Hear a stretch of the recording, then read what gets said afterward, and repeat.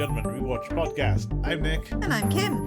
And I think we're out of news again. Yeah, nothing more on the Falfrest front yet, but I am keeping an eye on their Twitter. Cool. So we'll update when we know anything. It was James Picken Jr. and Melissa McGraw's birthday in the last week. Okay, so that's Kirsch and... Melissa Scully. Melissa Scully, okay. Oh, happy birthday to both of them. So unfortunately, in the absence of anything else, we're going to have to deal with some poisoning. Sure, why not? So our first episode is Eine Kleine Frohike, directed by David Jackson, written by Shaban. Our first podcast on the 16th of March 2001. We know who's responsible for this one. Shaban? Shaban. Guest stars, we have Sheila Patterson, who played Luella Everidge, who was in Fallen Angel previously, and Emily. Oh, she was Anna Fugazi, wasn't she? Yes. She was also in The Omen 4. Nobody remembers The Omen 4. You watched The Omen 4. I have seen it, yeah. We also have Alan Dale, who played Michael Wilhelm, as in The Scream. Wilhelm Scream. Yep. They didn't make that joke at all. No, too highbrow. Okay, so he will show up at the end of season 9, because he's in Providence, and The Truth. Mm-hmm. He's also the voice of the Vicar in the Tangled TV series, the cartoon one. Okay. And then he does more voice work. He was also in Captain America Winter Soldier. Mass Effect 3, Flight of the Conchords, where he was the Australian ambassador of all things. Okay. Indiana Jones and the Kingdom of the Crystal Skulls. Oh no. Oh no, Torchwood. For you, he was in the first Yakuza on the PS2, not Kiwami, back when it had an English cast. Oh, Kiwami's only got a Japanese cast. Who did he play? Masaru Serra. Oh, Chem and Sarah. Yep, I know. That's him. Mm-hmm. He was in Star Trek Nemesis and Space Above and Beyond, Morgan and Wong's other show they were doing when they left the X-Files. Oh, fair enough. Rob Seckler played Uniform Cop number 2, who I only bring up because he was in Harsh Realm. I'm not going to say do you want to, but are you going to give us a synopsis for this one? I'm going to have to, otherwise this is going to be difficult, isn't it? God. During World War II, at least 20 members of the French resistance were poisoned by a traitor from the Alsace-Lorraine region known as the Poison of Alsace. Suspicion fell on one Madame Davos, the best baker of Verzenay. American troops captured a high-ranking Nazi officer who bears an uncanny resemblance to Melvin Frohike, but he refuses to divulge any secrets about the poisoner. Madame Davos, however, sends her child away with a German soldier on a bicycle. In present day, Frohike is unhappy with their latest hire, this being Jimmy Bond from the previous episode, as they have left him to do filing and he has classified everything that begins with the under T in the alphabet section of their filing cabinet. Langely stands up for Jimmy, explaining that you have to know how to deal with him. He then finds his newly cleaned keyboard is full of water and changes his mind on the matter. Bayer sticks up for Jimmy, reminding them that his life savings are what is keeping the paper afloat. When Jimmy arrives, they begin to try to talk to him about firing him, but Jimmy, however, does not understand their subtext and explains how proud he is to work for them. Michael Wilhelm arrives at the offices looking for Frohike. He wants his help in capturing the Poison of Alsace, and explains he believes that the Poison of Alsace has been placing ads in European newspapers looking for her lost son. It was believed that she had a child out of wedlock with a Nazi officer, and the child was sent to Berlin with the retreating army. Michael Wilhelm believes that the person who placed the ad is Anna Haag and his father's killer. Frohike initially refuses the assignment, but Wilhelm tells them to reach him at Belmont if he changes his mind about it. When questioned why he won't do it, Frohike explains he can't possibly pass himself off as 56 years old. The Lone Gunmen then transform into a younger-looking man. He questions how he can pull this off, given he can't speak French or German, but they show him he can lie and say he was raised in the States. Langely is the only way to identify the woman as Madame Davos is a birthmark in the shape of Germany that all members of the family have on their posterior. While Baz and Langely observe and listen from the van, Frohike goes to Anna Haag's house and successfully convinces her that he is her son. Outside, an elderly neighbour knocks on the Lone Gunmen's van and asks why their van is parked there. This is Anna Haag's neighbour, Luella Everidge. Later that night, they discover Frohike is being forced to stay for the night after being reunited with his alleged mother. Byers and Langely observe Luella Everidge talking to Mrs. Haag, but strangely does not mention that the pair of them are spying on her. Frohike is dressed in clothes inherited from his alleged father, which includes a pair of lederhosen. His mother provides him with a pastry as a treat, but he avoids eating it under the assumption that she is the poisoner. He puts it in the bin. Byers insists that they retrieve the pastry because it could be evidence and should be analysed, but when Frohike returns to the kitchen, he is intercepted by Haag, who claims he looks weak and should follow her. The housekeeper, however, takes the pastry. Eves breaks into Lone Gunmen's office and interrupts Jimmy Bond, recreating a scene from Risky Business. He catches her stealing something from him on the computer and stops her from leaving. Eves explains the Lone Gunmen are once more out of their league, as the man who came to see them, Michael Wilhelm, can't be the son of the prefect of Vesnay, since he died childless. Langley and Byers watch Frohike go through an intense exercise regime under the supervision of Anna Haag. Eventually he trips and winds up back at the home with an ice pack on his ankle. When she leaves to order a pizza, he goes to check on the pastry and finds it missing. He is doubtful that Mrs. Haag is in fact the poisoner, but then he discovers her housekeeper lying dead on the laundry room floor, and concludes that yes, she must be the poisoner. The police are called, the housekeeper is taken away on a gurney. Luella Everidge informs Frohike several of her friends will be over later for a wake to mourn the late housekeeper. She seems very pleased that Mrs. Haag has someone like him at a time like this. Once everyone leaves, Mrs. Haag says she's going to take a shower, and Frohike realises he now has a chance to see the birthmark.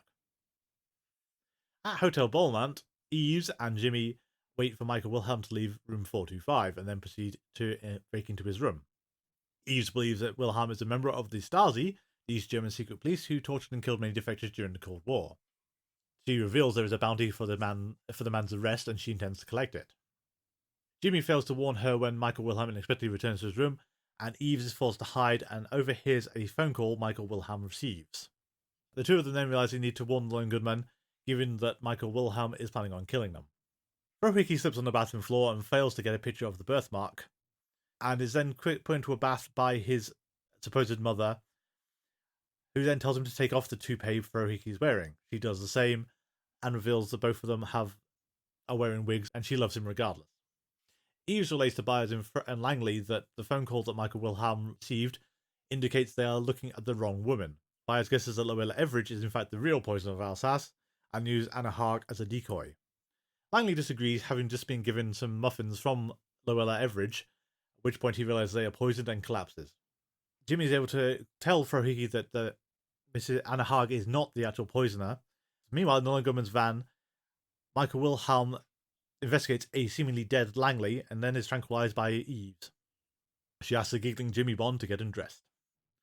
Michael Wilhelm then arrives at the wake, and he and Frohike have a conversation since they know that Everidge is listening. Frohike declares Haag to be the poisoner and that she killed her friend. Drawn by a scream in the other room, they arrive to find a woman dead in a chair with her pastry still in hand.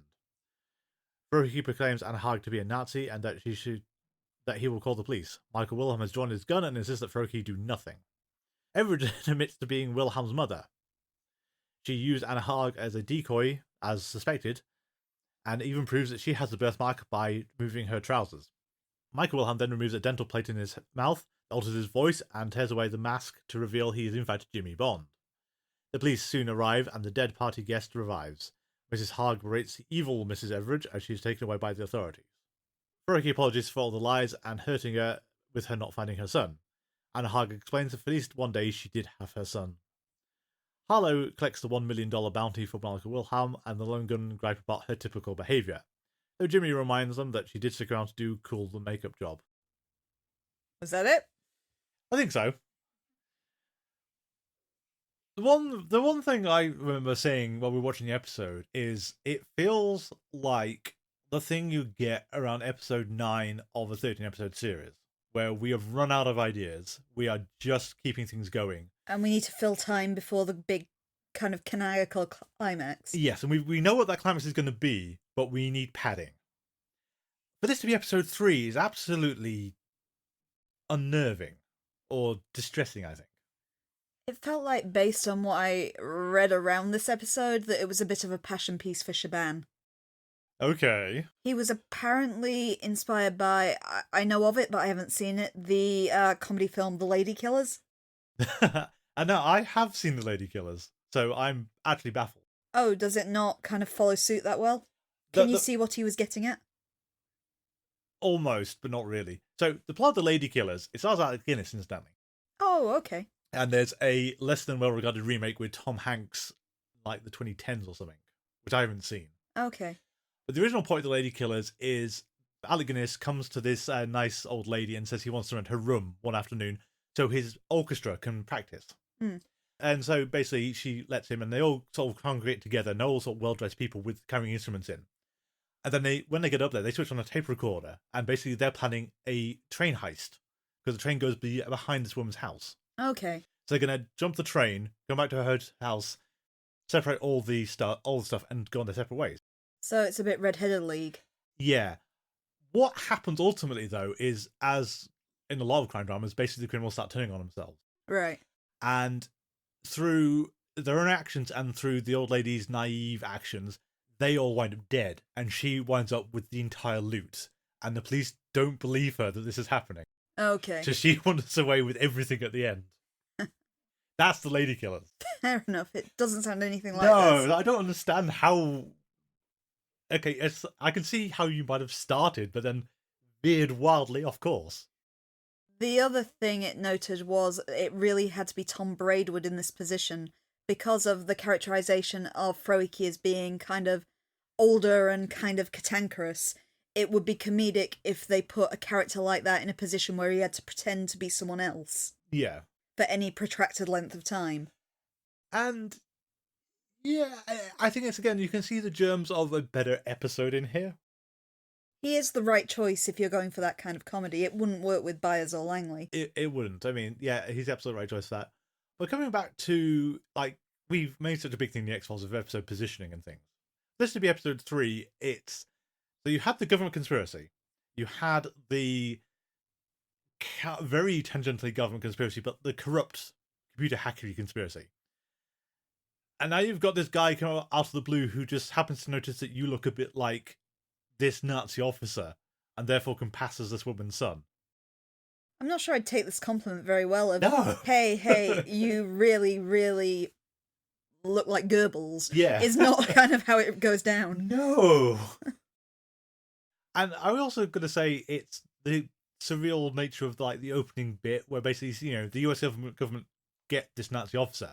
Mm. They don't handcuff him or restrain him, they just stick him in a jeep and drive off with him. Apparently works. Yeah, I mean, wouldn't you sort of try jumping out the jeep in that? To be fair, he is the spit for Frohike, in part because he's also played by Tom Braidwood. Yeah, that's kind of the cheating thing, though, isn't it? But I think it's... Again, this is why I sort of said it's like an episode 8 or 9 of the season. It's very late on. You've abandoned your own premise to do this story. You shouldn't be doing it in episode 3.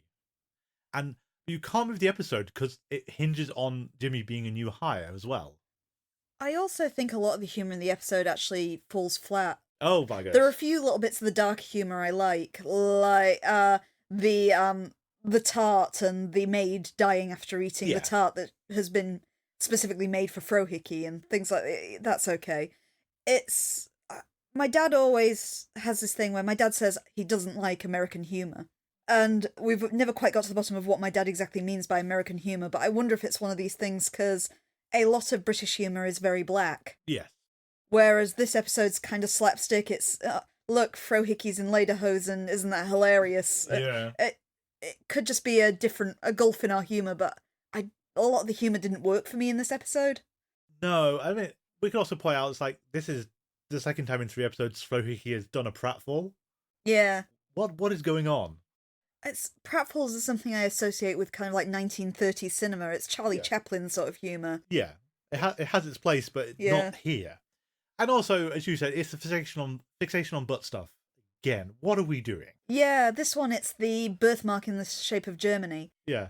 Thinking one of my favourite comedies of all time is The Court Jester. Yeah. Which is an American movie from the 1950s. If you haven't seen it, you should see it. It's a musical comedy. It's absolutely hysterical. Yes. It was one of my childhood favourite films, and I still watch it to cheer myself up now. But there's a whole joke involving a birthmark on a baby's butt in that. Yeah. You know, but that was the 1950s, and that was a slapstick movie that was kind of aimed at a younger audience. Yeah, and you can also see it's meant to be the absolute absurdity of proof, isn't it? That's what they're going for. Well, there's a whole scene in that where he's showing it to people and everyone are bowing down. And it's just him standing at the front kind of pulling down the back of the baby's nappy over and over again. Yeah. And, you know, to different sides of the audience as they bow. Yeah. And that's meant to be just the sheer absurdity of a monarch being improved like this. Yeah. Not, is this woman a poisoner from Germany? She's got a birthmark that's shaped like Germany. Slightly creepy sequences where Frohike's trying to get a look at elderly ladies' asses. Yeah, it's like, and then when one does at the end, you're thinking, oh my god, why? And the incredibly cringe sequence again where the elderly woman's giving Frohike, who's in his mid-50s, a bath. Yeah, you do kind of want to say... I know the whole comedy is predicated on how old Frohike has to be for this, but it's she's treating him like he's 8. I looked at the joke. There's a bit early in the episode where Frohike says, "Do you think I can pass off as a 56-year-old?" The joke is because the actor was 52 at the time. Yeah, that tracks. So they're actually saying he's outraged that they think that he could pass off as this guy who's 5 years older than him or whatever. Yeah. What will make that really weird, though, is like the next episode makes Frohike's aging process very strange. Very, very strange, doesn't it? Yeah, that's true. But we'll stick to this one for now. I think as well, we're seeing a split that I remembered is going to happen and become more pronounced as it goes on, but it also is already starting, so that's also bad. Is we have the Lone Gunmen operating as a unit, and you have Eves and Jimmy operating as a unit. Where we're evidently trying to spoon in some sexual tension. Yeah, and we're not holding back, because there's the starts of flirting here already. Well, this is literally their first encounter, isn't it? And the first time they meet is her seeing Jimmy in his underwear. Yeah, and I do want to say is what this reference you see a lot, the risky business dance. People do it all the time. I've never seen the wretched film, but I mean, it must be something like The Breakfast Club, because everyone likes to reference The Breakfast Club. If you're a certain era, you do the dancing on top of the cabinets, and everyone gets it. Everyone gets it, even if you haven't seen The Breakfast Club. You all go, "Oh, it's The Breakfast Club." Yeah. I guess in the UK, the risky business dance is kind of in Love Actually as well. That's possibly where we'd know it best from, but originally it's Tom Cruise doing it. Yeah, but you also think of the one in Love Actually with Hugh Grant kind of dancing through number 10. Yeah, apparently it's something that we've both missed, which is this is apparently an iconic thing in cinema. People must reference. I've got to admit, I didn't get the reference. You told me. Well, yeah, I know, and I've seen it other places, but again, that's like the Breakfast Club one, though. It's like that I'm technically of the era which should get a kick out of that, but I actually bypass the Breakfast Club, so it's oh yeah, I know what it is, but it doesn't mean anything. Must admit, admittedly, I'm a little younger than you, but I only first saw the Breakfast Club a couple of years ago. Well, it's same for me. We watched it together. Oh, was that when you first saw it too? That was the first time I saw it, yeah. All I knew was it was the Breakfast Club because it doesn't take long to notice. People are doing this very, very specific set of movements every time. And this kind of thing you're excusing Community, because Community is so built out of that's fine. Yeah. I know we've kind of veered off of Eine Kleine Frohike because it's in such a misstep this soon. I don't even get why we called it Eine Kleine Frohike, other than the fact, hey, we know some German words, apparently. I think it's meant to allude to another saying or another film. It's a piece of music, Eine Kleine Neck music. Okay. But Eine Kleine means a little, so we're calling the episode A Little Frohike. Yeah. Why? Purely because the musical reference, I think. I don't think there's anything deeper than that. What can you even say about this episode, ultimately, other than... It definitely exists. It definitely exists. I think the problem, it's how the case comes to the Lone Gunmen again. It does nothing to do with their goals. If they have a story at the end of this... Because one of the things the first two episodes tried to set up was, this is how the Lone Gunmen write the newspaper. Is this going in? Can they do an issue on this? Will the subscribers say, what on earth is this? It's not even really a conspiracy, if we're honest. No. It's more an unsolved mystery. Yeah, and this is an X-File if we're going to be really blunt about it. The way I think I could have built it in, as we always say, we don't want to rewrite the episodes, but here I am rewriting the episode. There are conspiracy theories about the Nazis and things like, Hitler escaped and is living in South America. Yeah. That's a conspiracy theory. And then you could have built something similar around the poisoner of, she was supposedly killed in the Alsace-Lorraine, but there's this conspiracy theory that she survived and she's actually living in Washington. Yeah. But still, this feels like something that goes to Mulder, not to the Lone Gunmen. Yeah. And again, it's the only reason it comes to them is because Frohike has this implausible resemblance to this guy. But also, they're a low circulation. They said they only have 2,000 regular readers, I think, in the pilot episode. Yeah. So this guy has somehow, by random crazy happenstance, managed to pick up their newspaper and see the editorial photo of Frohike. Yeah. And on top of that, is it me, or is the plan, the actual truth of the episode, a desperate attempt to make the mystery work? Because you've got Michael Wilhelm is lying about who he is. Yeah. Anna Haga's genuinely looking for a son that coincidentally maps to the poisoner's MO. The poisoner is using her as a front? Kind of to find her own son without revealing herself. Yeah, it's like, what on earth is going on? This is an episode written in reverse. Yeah. We had the twist, and I've got to somehow justify how we got there, and it doesn't work. Because who called Michael Wilhelm if not the neighbour? That's a very good question. It's like that phone conversation makes no sense. Yeah. Our version at least didn't have subtitles, but that conversation is very basic German, and based on my GCSE German, he was explaining to someone like, oh yes, we've put the idiot in there with the fake woman, so he was fully aware that that wasn't the right woman either on that basis. So why? And it's like, she lives across the street. It's sort of so flimsy, I think. I mean, I think we've made a point in a few of the X-Files episodes is the episode is too big for the time span. This is one which 45 minutes is too much for it. Yeah. It's just filled with so much daftness and just the kind of odd coupling of Frohike and fake Anna. Yeah. Oh no, she's real Anna, but fake mother. Fake mother, okay. Yeah. And the thing that got me about the rewatch is, as much as we're sort of going in on it, it has those little moments of genuine human connection that mean it could have worked. You just basically need to throw everything out and restart it. My absolute favourite bit about the episode was right at its close, where Frohike actually has a serious conversation with fake mother. And she says that comment about how, oh, at least I had my son back for one day, and he holds her hand. Yeah. And that's genuinely a very sweet moment. I would also say the bit where she takes her toupee off. Yeah. It's both those moments that tell, yeah, you've actually got something weirdly heartfelt here. And you've surrounded it by garbage. Yeah. What are you doing, Shaban? Or at least humour that doesn't work on us.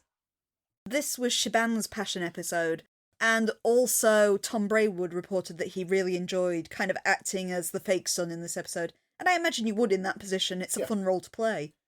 But it's still one of those, the showrunners are meant to have more of an overview of the series, and this, again, you could buy this being late on in the season. You could also buy this being something like a season 3 or 4 episode when we've really started to run dry on our ideas. We can't think of any more conspiracies. So it's someone looks like Frohike. Yeah, that'll work. Yeah. You could have possibly made it funnier, though, if Frohike had actually looked like a Nazi who mysteriously vanished. Yeah. And gone with the humour that way. Or go for like Naked Gun 2.5 had the joke of they've got this duplicate in who, when he takes all his costume off, looks nothing like the original guy. Have someone say, oh, you look like a bit of him, and you have to transform him into them. Yeah. Because that leads to... We made an offhand comment last time about Mission Impossible and how this felt like a Mission Impossible reboot in not so much words. And we'd said that, completely forgetting. They have perfect rubber masks. Much like Mission Impossible, Much like Mission Impossible, at least. I don't know if that's true of the TV series so much, but it's definitely in the films. We've also reused the retainer in this one that they used during that kind of wire-foo bit in the previous episode. Yeah. And you want to say... So why didn't you give that to Frohike and have him speaking German the entire time? I know it was slightly awkward with the Japanese, but you could have done that. Because you suddenly had Jimmy Bond saying fake lines and everything. Yeah. German's a way easier language than Japanese as well, if they were recreating it. Exactly. But still, just those perfect rubber masks, it's if you have these, why haven't you been using them? Oh, that was Eve who did it. I don't buy this as a makeup job you can do in under 6 hours, because we know, in Hollywood terms, how long these things take. Yeah. They are not quick. And Hollywood can't even do that level of fake skin and everything. Well, even the teeth seem to be part of the mask when he pulled it off. It was bizarrely detailed. Say in terms of something like X, this would be the T West film starring Mia Goth. Before we go any further, Nick is about to tell you a massive, massive spoiler for X. Just fast forward a couple of minutes if you want to watch the movie and be surprised. Fair enough. I wouldn't consider it a spoiler, but apparently it is. So here we are. So one of the points in X is that Mia Goth plays two different characters. They're not related to each other, I hasten to add. It's just that Pearl, the elderly woman in X, is played by Mia Goth, and then she got a prequel film all about her, also starring Mia Goth, because she looks like her. For some reason, they look the same. It's just to build some kind of verisimilitude between their two situations. Yes. And I think also they had the idea for Pearl while filming X and just hung around in New Zealand a bit and filmed an extra film. Anyway, one of the points is, though, in X, they are really, suspiciously at first, it was circumspect about showing you the elderly woman in any kind of close-up. It was always distant shots. It was always very quick cuts. I don't think they lingered on her much at all. And that's got to be down to the whole, while the makeup is good and effective, there are limits to what you can do. Usually when you have someone in full makeup like that, there is still some element of Uncanny Valley. Yeah, so you use bad lighting, you don't linger on it, or try not to linger as much as possible. X kind of drew attention to that for whatever reason. My point is, though, that X was like a few years ago, like 2019, yeah. 2010s. Lone Gunmen was back in 2001. I don't know how long it took Mia Goth to put that makeup on, but we know from other people who do the full body stuff, like Doug Jones and people of his ilk, and even just some of the old prosthetic effects for Dodd Calm.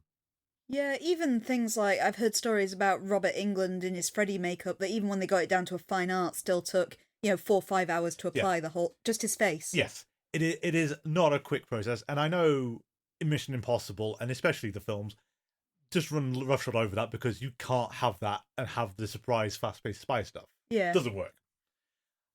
The Lone Gunmen and the X-Files have never insinuated we have anything like this in the universe. This is new, and they also, as far as I remember, are never going to use it again. They might do, but I don't think it comes up often. I didn't remember them using it after that first episode, to be honest. But yeah, the voice changer, but the mask thing was new. I just remain suspicious about this level of makeup, technology, rubber masks, whatever they have to just throw on someone at the moment's notice. I mean, I don't think we'd mind if it was a Mission Impossible like thing, but I don't think that's the direction we're going in either. It's a little too sci-fi. Yeah, and the X-Files is always very careful if you've got sci-fi technology lying around that you don't hang on to it, or it's alien in nature, or it's from the future, or whatever. There are also whole books written by people trying to show how the science from the X-Files works. It's true. You can't explain that mask. We don't have anything that would work like it. No. It's magic face technology. Yeah, and it's... Again, you can kind of buy the Mission Impossible force having this kind of thing. Not 3 computer hackers who have no money, because... Well, technically, it's not them, it's Eve, a computer hacker who has a lot of money. Yeah, but still. But why does she need it? Oh, I don't know. Well, so we're talking about the Jimmy and Eve squad. The Jimmy and Eve squad. Well, I don't know what you're grouping Squishmallows now. Yeah, but I made the point earlier that basically we seem to have split them into 2, and I remember this being a prevalent thing later on, is you'll have the Lone Gunmen plot, and then Eve's and Jimmy go, and Neri the perpetual meet. I am bewildered about this. We've decided to hire Jimmy as an intern at the office, despite the fact he's funding the newspaper. Generally, they don't come into the office if they are doing that. He wants to help, I think, and they can't say no to him because they need his cash. Yeah, at the same time, it's... The implication of Jimmy's intelligence is possibly worse than it was last time. Like, last time you could imagine he was a dim bulb, heart in the right place kind of guy. Now you've got someone who doesn't understand how filing works. Or how to clean a keyboard. That's one of the baffling ones. It's like, it's a joke that would work in the 80s. Yeah. In 2001, people generally know how PCs work and that water is bad for them. And yet, we're just going to pour water over Langley's keyboard. He's almost a cartoon dimwit, the ones that you can't figure out how they would survive in the real world. Yeah, and is he now impoverished given he's funding this underground newspaper that doesn't turn a profit? Mm. Does he live? Does he live with them? That's another question. It seems so, given that he's walking around their printing room with no pants on. Yeah, no, I suppose. Yeah, we could make that. Most people don't wait till their colleagues leave the office and take their pants off. No. I think Jimmy's just there to make pop culture references, though, as well, because he does the ever popular Nazis, I hate those guys, as well. Which, of course, is an Indiana Jones reference. Quite so. And Michael Wilhelm would go on after this to be in an Indiana Jones film.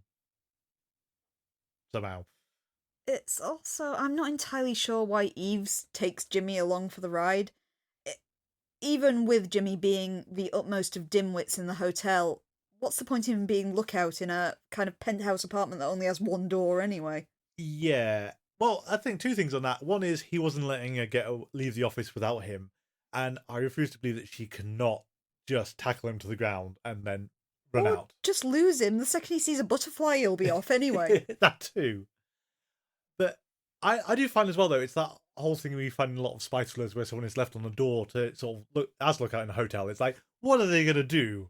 By the time you spot someone coming towards you, there is almost nothing you can do. And it just looks sus having someone stood outside the door anyway. Yeah. I mean, add to that, he's looking down the wrong direction. So he actually misses Michael Wilhelm coming back because he comes up the stairs. Yeah. Because he's the most impatient lift waiter I've ever seen. He waited a good 3 seconds for that lift before giving up. Yep. And then Eves just teleports out of that hotel room. She's got to do the kind of ledge thing and go around the window. But she just does that with absolutely no problem whatsoever. No. Yeah, I don't understand why Eves would take Jimmy with her. Just at all. I've got to question why Eves can't conceal herself in rather a big room either. Because she's literally just standing there. Yeah, it's that you're not given your whole I'm the cool badass hacker mercenary infiltrator thing. Master of disguise. Yeah. But Wilhelm comes back just to pick up his mobile phone and he gets distracted because the other phone in the hotel room rings. Yeah. Like we said, we don't know who actually called him. But that's the only thing that doesn't stop Wilhelm from turning around and just seeing that Eves is literally stood in the middle of the room. It's such, again, it just comes back to this is such a weird episode to do this early. And I don't like it very much. No, it's been the lowest point so far, and we're only on episode 3. Indeed. I mean, can you remember back when we watched this the first time? Was this the first inkling that, oh, this is going to be rougher than we thought it was going to be? I think this was where I was starting to get an inkling of why there was only one season of this. Yeah. And that's not even including how this season 2 is basically impossible, but it's only impossible if you're a coward, Chris Carter. We have your number. We'll get to you later. But we're also going to run away and talk about water, unless you have anything else. No, you can talk about water. Cool.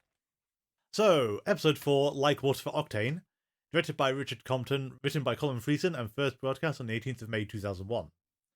Guest stars Sharon Mitchell, who played Shelley Miser, has previously been in the X-Files in Sign and Sight. Okay. Timothy Webber played Jason Guthrie, who was also previously in the X-Files. He was been in Tombs, Our Town, Quagmire, and is in Millennium. Michael Valley is Henry Fast, and was in Shrek the Third. Fair enough, as who? I didn't actually know who that was, sorry, but...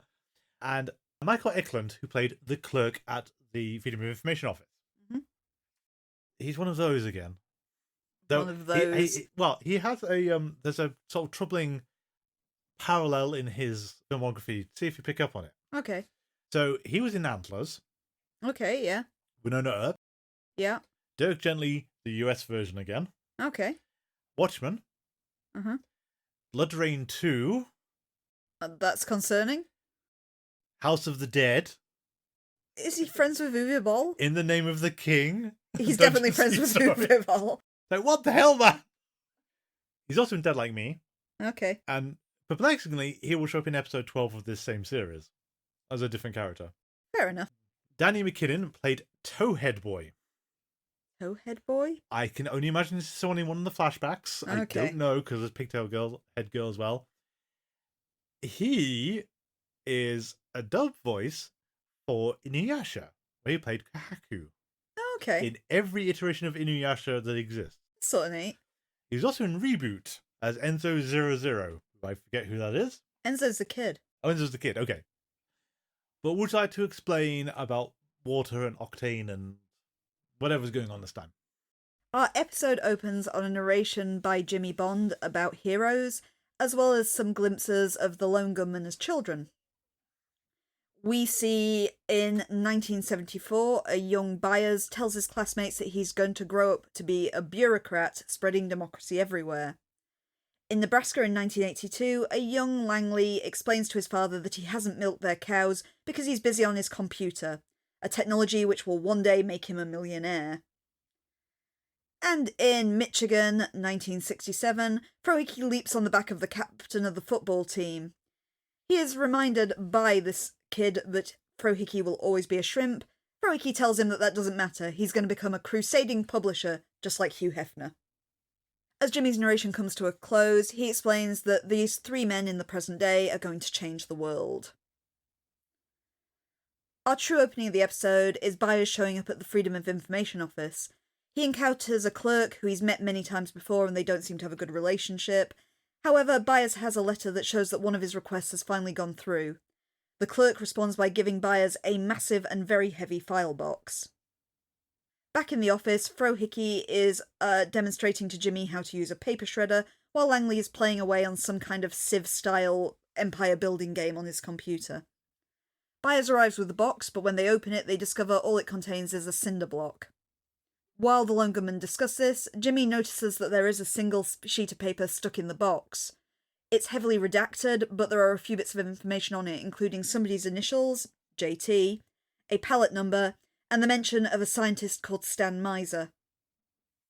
Unwilling to listen to what Jimmy is trying to tell them, Frohike tells him to shred the document, until he suddenly hears Jimmy mention the name Stan Miser. He rushes over but isn't fast enough to stop Jimmy from shredding the document. However, by pulling out the plug, he also shuts down Langley's computer and the days of work he has put into his game. The gunmen scan the shreds of the document and use a computer program to rebuild them. Frohike explains that Stan Miser was a legendary scientist who created a car that could run on water instead of gasoline. While most people believe that to be a myth, Frohike reveals that he did actually once ride in the car. It was a 1959 Studebaker Lark in seafoam blue. Miser died in 1979 and the car disappeared long before that. Frohike believes that he was threatened by oil companies and therefore hid his work. Now that they have the pallet number and the initials of JT to begin their search, Frohike becomes intent on actually finding the car.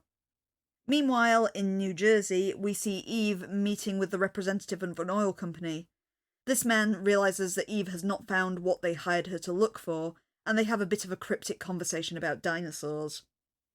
Meanwhile, Byers and Frohike head to meet the daughter of Stan Miser, Shelley Miser, someone Frohike seems to have a history with, and they haven't parted on good terms. Although Shelley is reluctant to help them at first, they do convince her to come to their side when they show her the document. Meanwhile, back at the Lone Gunmen office, Langely is struggling to find the location of the pallet. Although they initially think the document might have arrived in their box by accident, he and Jimmy eventually figure out that it was put in there intentionally, and head off to the Freedom of Information officers to find out more. In the meantime, at the officers, we see Eve seducing the clerk for more information on the car. Outside, the representative of the oil companies waits for her to leave. He then goes in and asks the clerk for more information, however the clerk is unhelpful as always. Shortly after this, Langely and Jimmy also arrive at the office and go to confront the clerk. They discover that he is dead, his tie still tangled around the stamping machine he has been using. Langely calls Byers to tell them what's happened, and they come to the false assumption that Eves is the one who murdered the clerk. While searching the attic at Shelley's house for more information, Frohike finds a child's drawing, which turns out to be on the back of a photograph of Stan Miser with his best friend, JT Guthrie, possibly the JT from the document. Following this lead, the Lone Gunmen and Jimmy, now reunited, and Shelley all head out to find Guthrie. Although their van is damaged on the trip and has to be towed, they do wind up at the Guthrie farmhouse. While Frohike, Byers and Shelley head off with the van, Langely and Jimmy speak with the farmer there. saying they're searching for a JT. This leads to a lengthy miscommunication where the farmer does not realise that they are talking about a person and believes they are vets here to treat their bull JT, who has an unfortunate issue with his rear end. The farmer realises his mistake and draws a gun on them when Jimmy proves that he can't tell the difference between a male cow and a female one. The farmer is revealed to be Jason Guthrie, the son of the late J.T. Guthrie, for whom the bull was named. They learn that his father was actually the quartermaster for the Space Wing at Bisno Air Force Base, which is just down the road, specifically the Missile Command Center. They realise that this is what the pallet number must have been connected to, and that the car must be hidden in a silo somewhere. Jimmy poses as a soldier, slipping into the file room. He manages to find an unredacted version of the document. However, Eve shows up and gets in a fight with him, and this document is torn in half in the struggle. Eve runs away with half of the file while Jimmy gets the rest. Back at the farmhouse, the gunmen speak with Eve about her involvement in the affair. Once again, Eve has used the Lone Gunmen to lead her to what she's looking for by planting information she would have received from the clerk. She explains that the man who has hired her is called Henry Fast, but he knows now that she took his money and is not really working for him, hence the murdered clerk. She agrees that in this instance she will share her wealth with the Lone Gunmen and give them the other half of the document. Guthrie suggests that the silo mentioned must be one of the missile silos, however, they are due to be destroyed at the base. We also see, as an aside, that Jason Guthrie is actually also working with Fast. He has provided him with information about where the car is, in exchange for a large check that will save his farm. The following morning, the three Lone Gunmen head to the Bisno base where the silos are about to be destroyed. They rappel into the silos and find a storage room. However, the car is not inside, just a single cinder block. As Eve and Jimmy watch from the outside, Eve spots Fast leaving with a tow truck that appears to be carrying a seafoam blue Studebaker. They are unable to warn the Lone Gunmen before the silos are destroyed. Later that night, Jimmy is desperately at the silos, trying to dig through the concrete to save the Lone Gunmen. However, the three Lone Gunmen walk out of the darkness, revealing that they managed to escape being buried by crawling up a ventilation shaft. They return to the farmhouse, concluding that Guthrie must have been the only person who could have told Fast about where the car was. They do confront Jason about his betrayal and he confesses to it. He did, however, refuse to deposit the check as he felt bad about what he did. Shelley Miser also confesses to something. The car was never actually in the silo. She has found it deconstructed on the farm. Although the Lone Gunmen are overjoyed to find what remains of the car, Shelley explains that it needs to be destroyed due to what it would do to the world. Essentially, the car would make an industrial development boom and the world become even more overdeveloped than it is now. It would not become a utopia, it would be utterly destroyed by the increased people on the road and the increased need for oil to make the other component parts for the cars. It is then that Fast enters the barn, as of course he does not want to destroy the car, he wants the technology. Oil is running out, and he argues that a water-powered car will prevent us having to go back to horse-drawn carriages. However, now so many people have seen the car, he needs to eliminate the lot of them. As he points a gun at Jimmy, Jimmy lunges for the bull, JT, and grabs hold of his one big udder. The bull reacts violently, kicking Fast through the wall. Doesn't kill him, but does cause him severe injuries and essentially puts him out the plot. As the paramedics leave with Fast, Miser takes Jason's hand. They play together often as children, and now there's clearly some relationship booming between them. The episode closes with another voiceover from Jimmy. We learn the car was not destroyed, but they did accept that Shelley and her father were right and the technology needed to be hidden. They were wise enough to wait for a good time for the technology of the water-fueled car to be revealed to the world at large. However, before they leave, they do reassemble and repair the car as far as they can, and Frohike gets to be the first to ride it around the Guthrie yard, a big grin on his face the whole time. Thank you. So it's better. I actually quite like this one. I think, yes. I think overall it's fine. I mean, there's so many incidental points where you want to just despair at the episode again. But overall, it does work, and it's actually more in keeping with the Lone Gunmen as we'd expect them to be. It's more a government conspiracy again. Yeah. Or military-industrial complex kind of thing, yeah. So we're in the right area again. Shame there's a lot of weirdness still, isn't there? And a lot of butt stuff. We're not getting away from that butt stuff. Do Americans just find butts hilarious? I think so. That's all I can think of to explain this. Yeah, and I've got to wonder, the whole Langely having grown up on a farm, is that solely there so that they could do the scene with the bull later? Is that the reason that's there? But Langely doesn't cope well with that, and you think this would be where you'd be able to tap into your past experience. Yeah, as much as he didn't like it, he had to do it in the past, kind of thing. Yeah. But then you kind of want to go... So, you found two random people on your property, and you're assuming that one of them is a vet, despite the fact he looks visibly uncomfortable and is clearly out of his depth. And the other one can't tell the difference between a male and female cows, even though most preschoolers can tell the difference between a male and a female cow. Yeah. The other follow-up to that one that they never get into is, so, where's the vet who was meant to turn up? Good question. He never does appear. No. Almost like this was badly written for a joke. In fairness with Jimmy, I'd expect an adult to know the difference between male and female. Yes. But at the same time, there is this whole thing I learnt within the UK, because I grew up in a very rural area where we had lots of farms and farm animals. But I learnt recently that some kids growing up in London have never actually seen a sheep.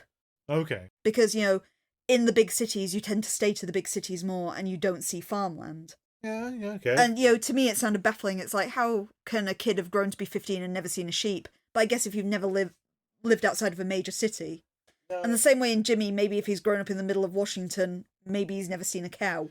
But I mean, he had a childhood where he didn't have, bulls and cows, he didn't watch Looney Tunes. And didn't know the basis of milk comes from a cow's udder. Yeah. Hey, that one doesn't have an udder. Maybe it's a bull. I mean, it's a joke.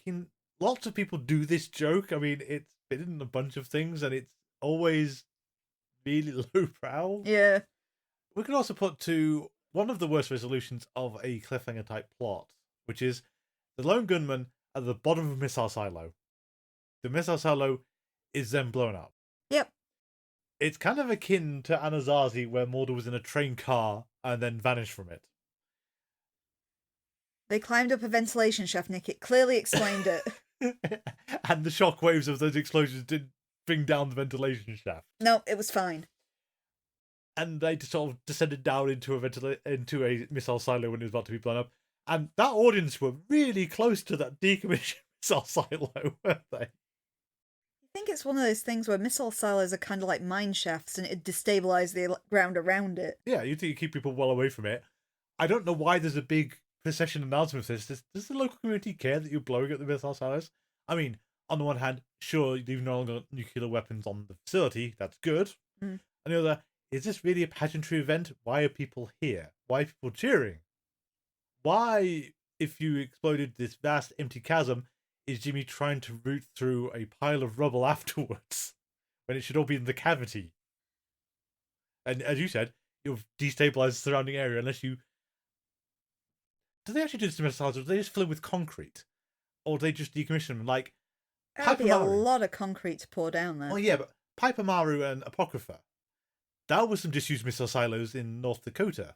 Mm. And they were just left. There. Yeah, they were just left there. I've got to admit, I don't know. I don't think you could just fill it with concrete. That's a vast space. Well, I'll give you that one. At the same time, it's such a weird ticking clock thing to suddenly introduce of, Frohike shows up with the newspaper saying, oh, it's going to be blown up today.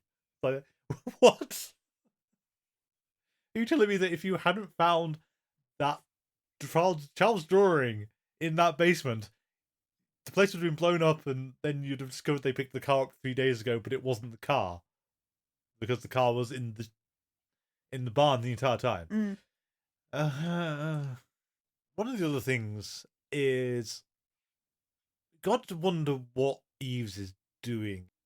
I kind of assume, like I said previously, she works for other people, because there's no point in her doing anything otherwise after she got that 50 million in the second episode. Yeah.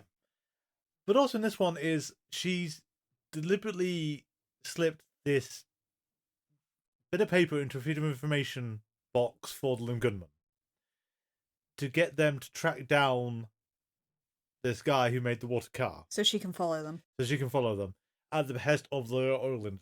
I mean, I think at the end of this we have to get into the conclusion of this episode and how just insane it is, because what are you talking about? But Eves, is this really the best way of doing it? Is there literally no way you could not involve the four of them? Like, for example, taking the information yourself and just gone for the car. Yeah. And it's like, okay, so maybe you know that Frohike... I mean, it relies on knowing that Frohike has this past connection to the guy, otherwise I don't know where you go with it. And why... it has been inferred that Frohike and Eves do have a history. Yeah. So that's the only reason I can think of why she might know that Frohike is familiar. But it sounded like Frohike was very young when he drove in the car. Yeah, well, we've worked out, wasn't it? He's like 5, maybe? That was our rough estimate when we were trying to work back his age. Yeah, it's like he's not going to be very old. I mean, it's also the kind of thing where it's what Frohike saying the car is definitely real, I rode in it, is this is actually a parlor trick that someone could do to you as a 5-year-old, and you would have no idea. I would buy that a 5-year-old would remember the car in graphic detail, though, because, well, for example, our nephew had that period where he could tell you everything about trains. Oh, yeah, don't doubt that a second, but you could tell a child this car runs on water and fake it, and they would not know. No, true. Frohike's assistant, if he'd been older, if he'd been in his teens, yeah, he plausibly could figure out that, yeah, this has to have been done with water. Interestingly, the water energy cell is a very curious conspiracy theory. Okay. It is something that existed. The scientist they are lampooning here is Stanley Meyer. Okay. Who, in the, I think it was 80s, late 80s, early 90s, reportedly said he had built a car that could run in water. Okay. And this was heavily investigated, this kind of water energy cell that supposedly powered the cell, and it was discovered he was a fraud. Inevitably. There was a big court case surrounding it in 1996, I believe, that proved that this was not revolutionary technology. He was just displaying electrolysis, I think, in water. Okay, yeah. But afterwards, what was curious is 2 years later, Meyer died of what was reported to be an aneurysm. However, his dying words were reportedly him running out of a restaurant screaming that someone had poisoned him before he dropped dead. Okay. Which adds an air of mystery to the whole thing, and it's like, well, is there some kind of cover-up here in conspiracy terms? Yeah. Because, people who have aneurysms usually just drop. They don't have time to scream about being poisoned. No, so, yeah, you can see the edges of the conspiracy theory there, and it's tantalising. Yeah. And again, we're talking the fun conspiracy theories we used to get. Yeah. So I can see that as an idea, but it's Frohike's assistants. We are pretty sure you were 5 at the time. There are so many ways of duping a child. It's an interesting idea, at least, but yeah. But originally, the point was Eves of what is Eves doing? Because there are easier ways to do this. I have many questions about what the oil industry is doing in this episode, to be honest. Why did it kill the clerk? That's really mystifying, isn't it? Yeah. And it's like everyone believes it's Eves at first, but we know it's not because she saw her walk out the room. Yeah. And and then the guy walking back in and the clerk refusing to answer his questions. Yeah. And Eve's Eve's actually doing the femme fatale thing properly with him as well. Although is it me or is it like a child's understanding of femme fatale? I think I want to point at your friend Roger Rabbit, but Jessica Rabbit actually, that's part of the joke, is that Jessica Rabbit conforms visually to femme fatale, but what she actually doesn't. Because she plays patty cake. She plays patty cake, and she is a dedicated wife as well. Yeah, but the whole thing is that the patty cake, when you overhear the audio of it, there's definitely an implication of what's going on. Yeah. And Roger certainly reacts badly to it, but it's meant to be very comedic. This is like how tunes work doesn't really map to human stuff at all. Yeah. Even this kind of thing. And I've never seen it, but I understand Cool World goes in a bit more extremely explicit direction on that kind of thing. Oh, okay. But it's Eve's wrapping the clerk around her fingers. It doesn't read like an actual kind of adult relationship. This is very high schooly. She gives him a kiss on his cheek kind of thing, and sort of just is vaguely flirty. That feels so tame, doesn't it? For a femme fatale. For a femme fatale, certainly, you'd have more explicit innuendo. Yeah. More bending down really low so he can see down your cleavage, that sort of thing. Yeah, the kiss on the cheek, it just feels so childish. It's weird. Showing some ankle, maybe. Oh, wow. Now we're talking hardcore. It's more what I think of the femme fatale thing. It's the sitting on the back of the piano where the slit of you just rides up and you just show one leg. Yeah. That's very femme fatale. Yeah. Just how much kind of innuendo you can get in just showing that ankle like that. Exactly. There are ways of doing this. So, yeah, I don't understand what Eves is doing using Lone Gunmen, other than, again, it feels like you've got the episode template that you have to involve her and Lone Gunmen, but no one actually understands how to do that. They've just been given the assignment. When in, like, any other spy thriller, Eves would have left them in the dust and they'd be trying to pick up the pieces following her. Is how these things normally work, or how you'd expect it to work given her alleged capability. Yeah. And her master of disguise, she's done the master of disguise thing again, though she doesn't use a mask this time. But I mean, we're going back into that kind of A-team thing, aren't we? Where Jimmy is the person who can pass as a military personnel thing, which the other Lone Gunmen can't. I'd argue Byers could pass as a military personnel. He could. I think it's the beard makes it difficult. Do military men not have beards? The military thing is meant to be that whole shave, very short haircut and clean shaven and things. Oh, okay. I don't know how true that is overall, but Byers looks proper though. It is. I mean, it's the kind of thing where, in the absence of Jimmy, you could get Byers to do this. I think a lot of times they'd get Mulder to do it, but Mulder's probably is on all the military watch lists already, so you can't actually do that. It's odd the whole they can find the real version of that file from the Freedom of Information Act in this cabinet in this military base, and they can just walk Jimmy into it. It's odd.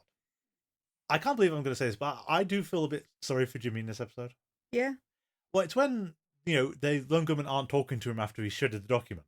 After they literally told him to do it. After they told him to do it, and after he kept on reading bits off of it, and they kept shouting him down, it's a case of, he did everything he could, and you said shred it. He blatantly could tell he wasn't supposed to be doing it, but you overruled him. Yeah. It was just odd, and there's the assumption that it was just trash. I mean,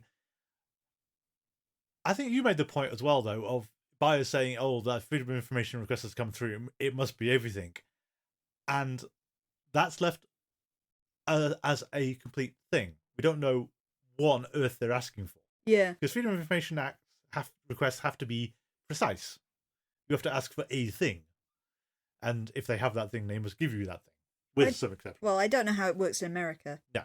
In the UK, within reason, you have to specifically know what the thing is you are asking for and ask for it correctly. But if you do so, you should be given it, so long as there's not any kind of legal reason why you can't have that thing. Yeah, there are annoying get-out clauses for why they don't have to give you exactly what they have or everything from that thing, but you are meant to get it. Yeah. And I think that's part of what the nuisance part of the episode for me is.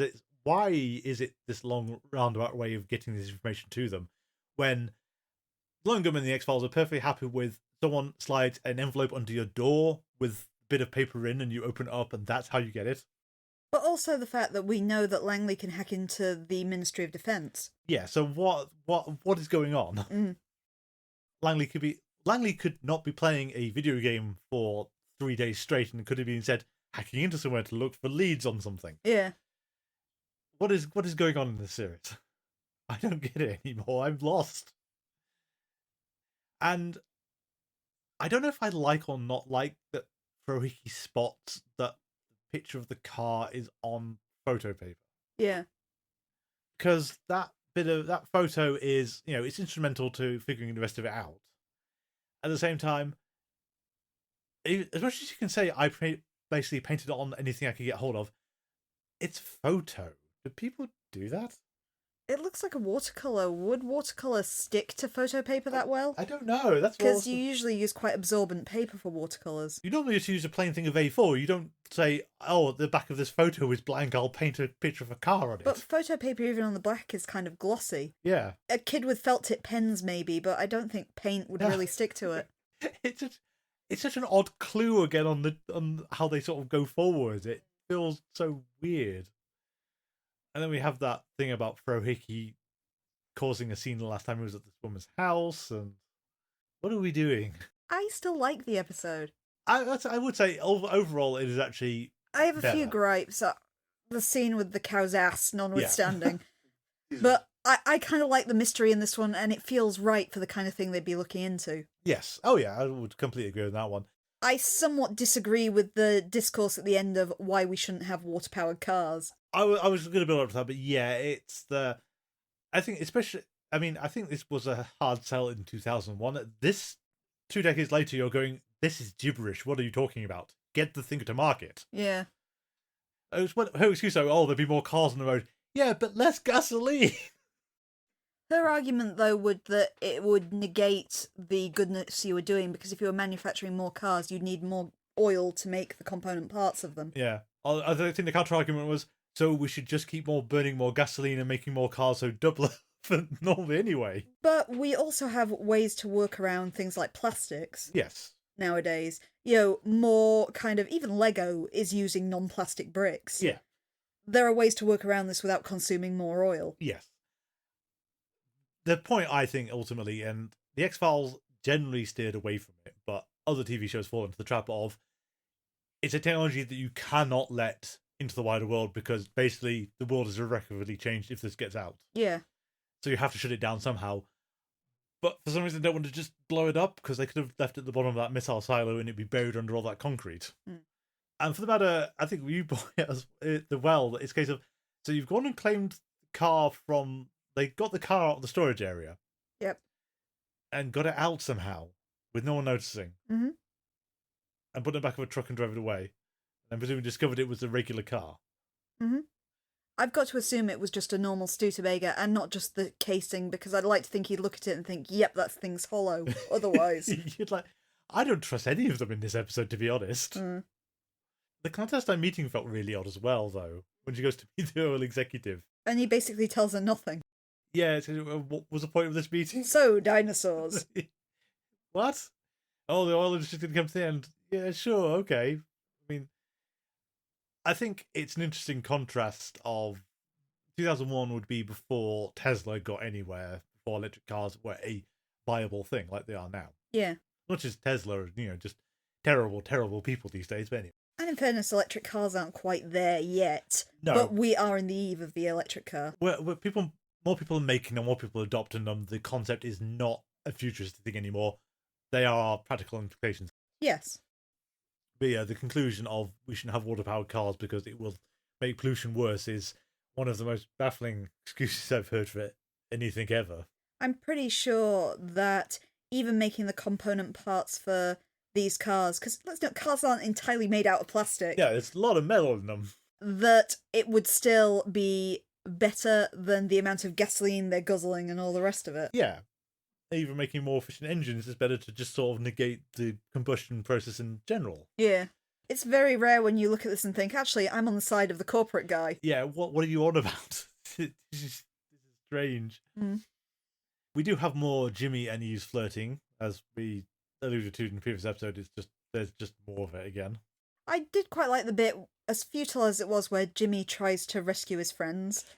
Yeah, that was at least nice, and it's very odd to see that Eve's is fond of them because she looks quite happy when they come out of the mist. But also the fact that Jimmy almost has her convinced. She gets down there and starts to help him. Yeah,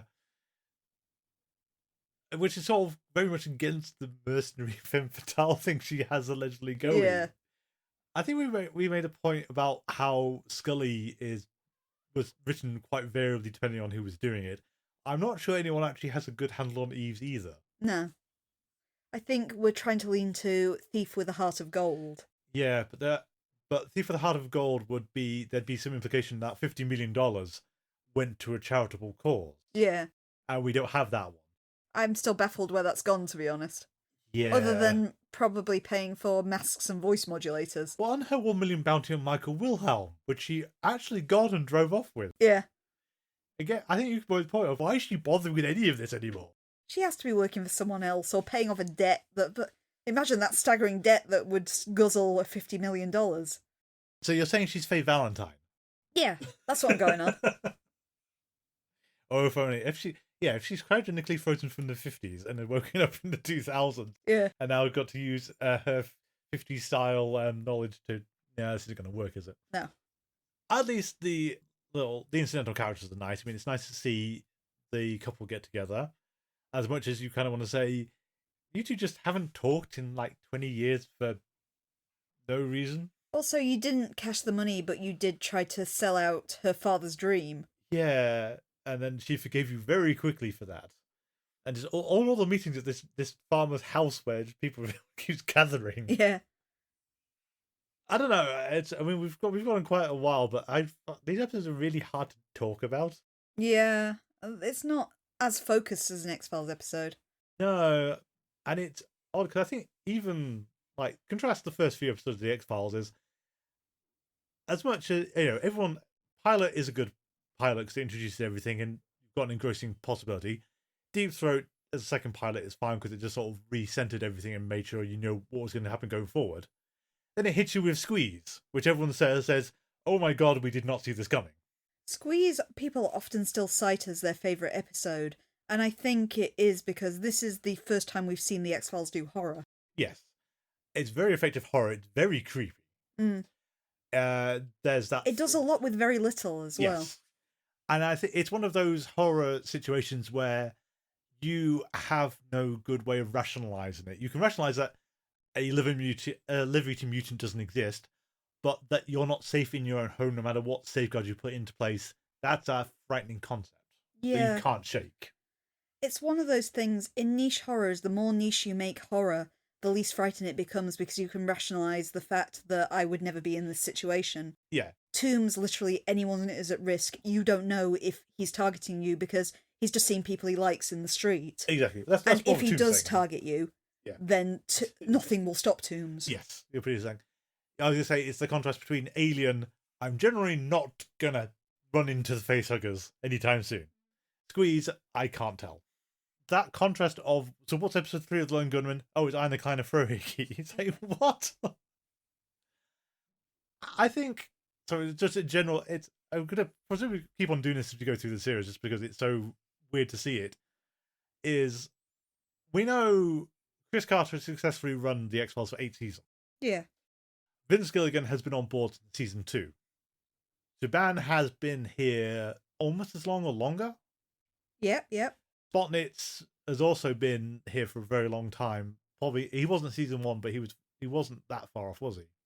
These people have been running the X-Files or executive producing or writing the X-Files for, let's say, at a minimum 5 years, maximum 8 years.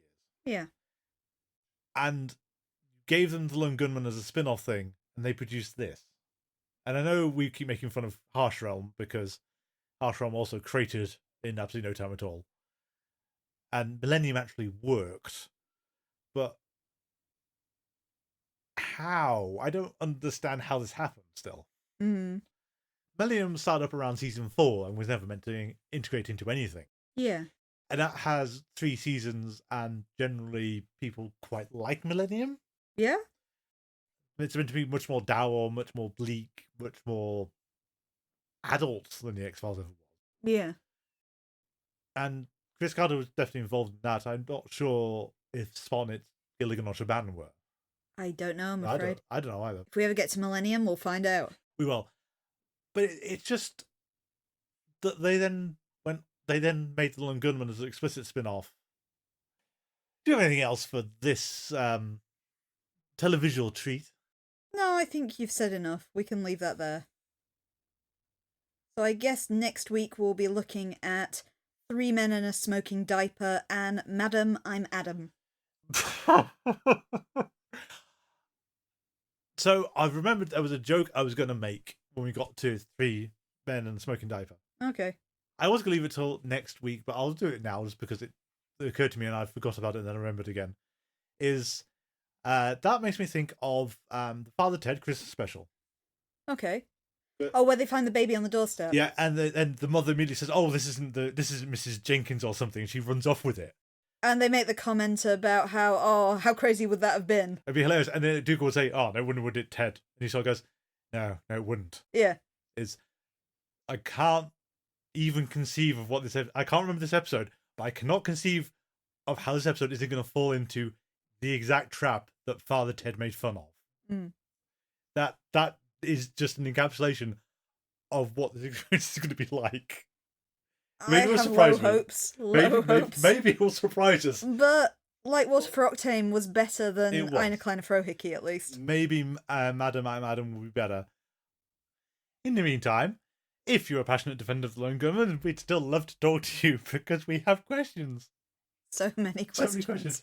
Please contact us at thingsargettingstrange42@gmail.com. Alternatively, you can also find us on social media. Do hook us up if, as Nick says, you want to talk about why you love the Lone Gunmen, or if you want me to promote anything else at the start of this show, including fan events, zines, fan art, just anything you got on the go if it's X-Files or Lone Gunmen related. We are on Twitter and Tumblr at GetStrange42, on Mastodon at GetStrange42 at universedon.com, or on Facebook, where you can find us by searching for Things Are Getting Strange and X-Files Rewatch Podcast.